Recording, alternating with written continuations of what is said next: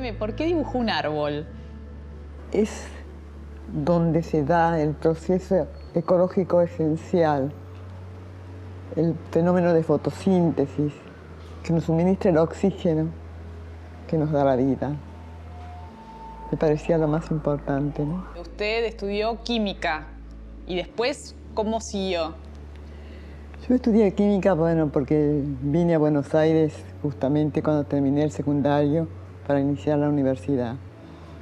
Pero había dejado mi sitio de pertenencia, que era Tucumán. Tenía que venir a Buenos Aires, atomizante. Realmente no era el momento para elegir una carrera con libertad y con una apertura que no se daba porque uno se siente muy mal cuando deja su nicho. Entonces se trataba de sobrevivencia, de buscar una carrera que me permitiera una vida digna solamente, ¿no? Me reconcilié con la química cuando vi que podía desarrollar mi costado social, de ocuparme de los ambientes insalubres, de los obreros, por ejemplo.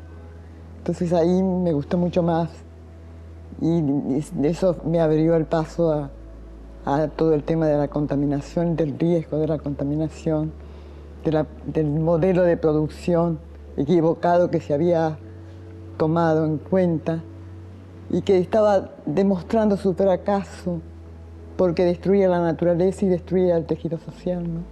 ¿Y en ese momento había conciencia sobre el cuidado del medio ambiente? ¿De qué año estamos hablando? Y estamos hablando, bueno, la década del 70 puede ser considerada como la del despertar ecológico, ¿no? Pero ya antes, en el 60, una mujer, Raquel Carson, que deben haber oído ustedes mucho sobre la primavera silenciosa, por el uso abusivo de pesticidas, realmente fue la primera alarma, la primavera silenciosa. Cuéntenos un poquito. La primavera silenciosa era realmente que los pájaros habían muerto con esa cantidad abusiva de pesticidas y agroquímicos. Y ella fue la primera que lanzó la voz de alarma. Pero como tantas veces, hubo oídos sordos. Y usted fue la primera secretaria de Recursos Naturales y Ambiente Humano en la tercera presidencia de Perón, que se crea esa secretaría. Él hizo un diagnóstico perfecto. No hay una causa, hay miles de causas. Y sobre todo la del lucro, la de la ignorancia. Bien cambiar los patrones de producción y de consumo. La relación sociedad-naturaleza es esencial, porque no es la relación de la naturaleza con la sociedad la que debe estar en una sintonía armónica, y también, por supuesto, de los hombres entre sí, con una actitud de diálogo, una actitud fraterna, para dialogar los saberes y para construir ese mundo que queremos, más humano y con más justicia social, ¿no? ¿Qué pudo hacer usted desde la Secretaría de Recursos Naturales y Ambiente Humano en aquel momento? Lo primero que hicimos, nosotros dependíamos de economía. Entonces teníamos que normatizar cómo las fábricas se unían al desarrollo, pero tratando de que los efluentes y los residuos no vayan a las aguas, que no contaminen el aire. Entonces lo primero fue, no se da permiso a las empresas, sino nos dicen qué hacen con los efluentes, qué hacen con los residuos tóxicos y todo eso. Y dependíamos de economía, y la mayor resistencia la teníamos en la economía. Era difícil, pero eso fue lo primero, juntamente con lo educativo, que consideramos que es el componente de mayor valor estratégico para cambiar los hábitos, para cambiar la visión del desarrollo. Ahora, tanta energía, ¿de dónde saca tanta energía para seguir trabajando con tantos proyectos? Cuando uno hace un proyecto de vida tan bonito como es lo ambiental, tan hermoso, y yo no soy pesimista, yo soy realista, porque todavía creo que nuestro país va a reaccionar y vamos a tener dirigentes políticos con mucha responsabilidad para que mejoren las condiciones de vida de todos los argentinos. ¿Alguna vez estuvo en un yacimiento minero? Ay, sí, fue algo muy gracioso. Yo estaba en la dirección de química y nos pidieron que hiciéramos el estudio de los ambientes de trabajo de las minas de Río Turbio. Entonces fuimos con otros profesionales y cuando estábamos arreglando cómo tomaban las muestras y demás, Me dicen, pero usted no puede bajar a la mina, usted es mujer. Ya sabemos que hay una creencia que viene de muy lejos. Entonces yo digo, no, pero si yo no tomo las muestras, no puedo hacer el estudio. Entonces, ahí quedaba una cuestión de que yo tenía que ir a hacer las muestras, a buscar las muestras. Entonces me dicen, disfrácese de minero.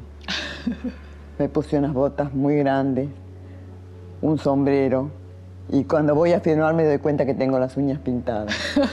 Entonces le pregunto a mi colega, ¿qué hago? Me dice, póngase guantes. Me pongo guantes, pero tenía que subir a una zorra en movimiento. Entonces me largaron encima de la zorra, con mucho miedo, por supuesto. Y cuando bajaba para las galerías llenas de agua, que yo me sentí mal, me sentí muy mal, porque me daba cuenta que yo había tenido una deformación profesional, de no tomar en cuenta la cultura de esa gente, las creencias de esa gente, no respeté las creencias de esa gente. Y entonces estaba en un camino que no me convencía. Bueno, después hice los estudios y después me dieron un reto juntamente con una medalla. ¿Cambió esta creencia y las condiciones en las minas? Ni las condiciones ni la creencia, todo está igual. ¿Piensa que podría dar algún consejo a los jóvenes que están pensando en seguir alguna carrera científica? Sí, yo creo que el medio ambiente le falta mucho todavía. Nosotros hablamos de las 4R, ¿no? Por ejemplo, de reusar, de reducir la contaminación, de reciclar. Y hay una cuarta R que sería muy importante, que es la de repensar el desarrollo de nuestro país. Entonces el ministro me dice, cuando yo le digo que no quería ser secretaria sino subsecretaria, me dice, ¿usted se cree que yo soy el ministro de Economía que el país necesita? Y le pregunté a alguien, me dice, ¿y usted cree que yo a esta altura quiero ser presidente? Entonces me acuerdo de todo eso y no sé cómo pude aceptarlo. Fue una manera de darle un impulso también a la mujer en esos cargos. Es que lo que él pidió era que fuera una mujer y no había muchas mujeres, digo yo. Bueno, ¿y hoy cómo lo vive, estando todavía allí en esa secretaría? Diciendo que los tiempos corren y que nos queda muy poco y que son las mujeres las que pueden aceptar ese gran desafío, ese gigantesco desafío de hacer frente a la complejidad del momento, donde todavía no se termina de entender que necesitamos tener una relación más armónica con la naturaleza y con todo nuestro patrimonio también cultural. Quiero felicitarlo realmente con este seminario que hoy todos trabajan tan bien. Se inicia una etapa diferente. Yo creo que estamos en el buen camino. La ecología es la única ciencia que en tanto ciencia llama a una toma de conciencia.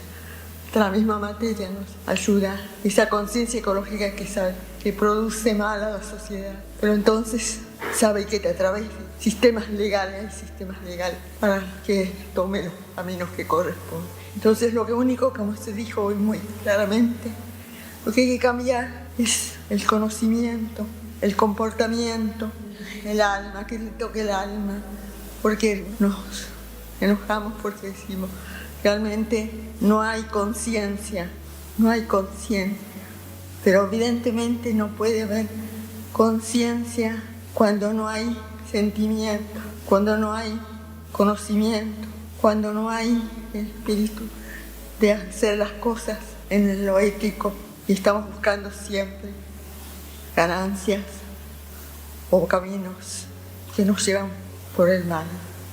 Entonces yo estoy muy contenta y quiero agradecerles realmente la invitación y este agasajo, que para mí es un poco el despido de la vida de trabajo. No sé,